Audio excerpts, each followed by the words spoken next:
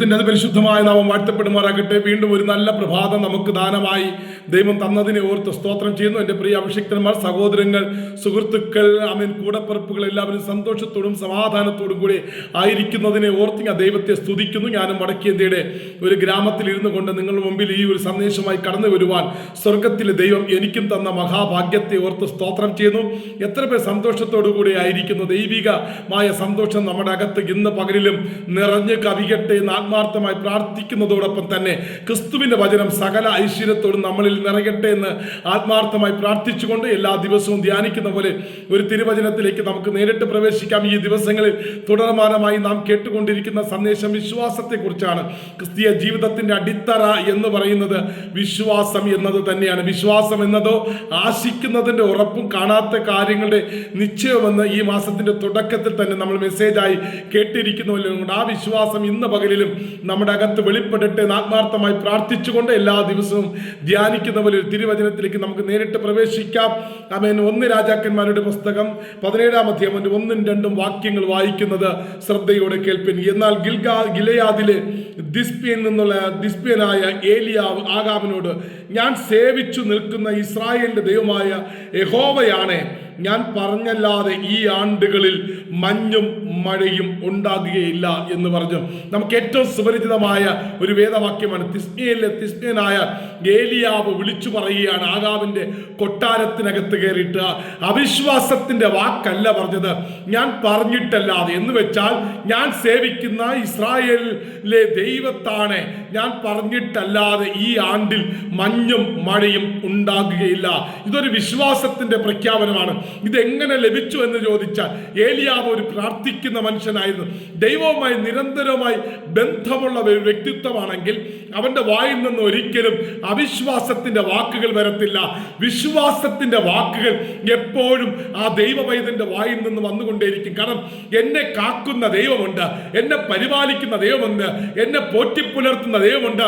എൻ്റെ ഏത് മാനസിക അവസ്ഥയെ മനസ്സിലാക്കി എനിക്ക് വേണ്ടി അത്ഭുതങ്ങൾ ചെയ്യാൻ കഴിയുന്ന ഒരു ദൈവം എൻ്റെ കൂടെ ഉള്ളപ്പോൾ ഞാൻ എന്തിനെ അവിശ്വസിക്കണം? ഇന്ന് പകലിൽ എന്നെ കേൾക്കുന്ന പ്രിയ സഹോദര, സഹോദരി, കൂടപ്പിറപ്പേ, സുഹൃത്തേ, അഭിഷിക്തന്മാരെ, അവിശ്വാസത്തിന്റെ വാക്കിനെ ത്യജിച്ചു കളയുക, അതിനെ മരിപ്പിക്കുക. മരണത്തിന്റെ വാക്ക് വരുന്നത് അത് സാത്താനിൽ നിന്നാണ്. അവൻ ജീവന്റെ വാക്കുകൾ വരുന്നത് ദൈവത്തിൽ നിന്നാണ്. ആ ദൈവത്തിന്റെ വാക്കുകൾ എപ്പോഴും വിശ്വാസത്തിന്റെ വാക്കുകളാണ്, നിന്നെ ഉത്സാഹിപ്പിക്കുന്ന വാക്കുകളാണ്. ഇവിടെ ഇതാ, ഞാൻ സേവിച്ചു നിൽക്കുന്ന ഇസ്രായേലിന്റെ ദൈവത്താണ്, ഈ ദേശത്ത് ഇനി മഞ്ഞും മഴയും ഞാൻ പറഞ്ഞിട്ടല്ലാതെ ഉണ്ടാകുകയില്ല എന്ന് വെച്ചാൽ പ്രകൃതിയുടെ മേലുള്ള ഒരു അധികാരത്തെ ഏലിയാവോട് റിലീസ് ചെയ്യാണ് വിശ്വാസത്തോടെ. ഇന്ന് പകലിൽ നാം എന്താണ് വിശ്വാസത്തോടെ പ്രഖ്യാപിക്കുന്നത്, അത് തന്നെയാണ് നമ്മുടെ ജീവിതത്തിൽ സംഭവിക്കുന്നത്. വിശ്വാസ ജീവിതത്തിന്റെ ഏറ്റവും വലിയ മുഖമുദ്ര എന്ന് വെച്ചാൽ അത് ദൈവത്തിന്റെ വാക്കുകളെ, അവൻ ദൈവിക വിശ്വാസത്തെ അത് വർദ്ധിപ്പിച്ച്, അത് കൽപ്പിച്ച്, അത് പറഞ്ഞു വിടുകയാണ് ചെയ്യേണ്ടത്. അതുകൊണ്ട് ഇന്ന് പകലിൽ വിശ്വാസത്തിന്റെ വാക്കുകളെ ഉച്ചരിക്കുന്ന ഒരു ക്രിസ്തീയ ജീവിതം എന്റെ അകത്ത് ഇന്ന് പകലിൽ ഉടലെടുക്കണം. അവൻ ഇന്നലകളിൽ ഞാൻ പ്രാർത്ഥിച്ചതുപോലെയല്ല, ഉപവസിച്ചതുപോലെയല്ല, അവൻ ദൈവത്തിന്റെ മുഖം അന്വേഷിച്ചതുപോലെയല്ല.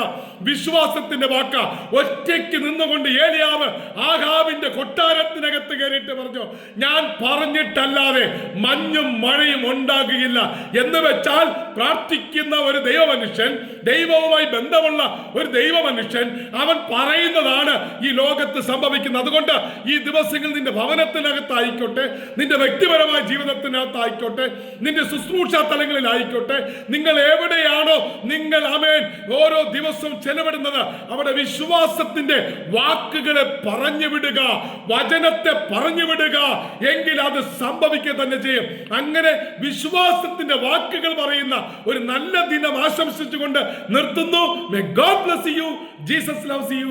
God be with you. ആമേൻ. വിശ്വാസത്തിന്റെ പ്രഖ്യാപനം നിങ്ങളുടെ നാവിൽ നിന്ന് പുറത്തു വരട്ടെ. ആമേൻ.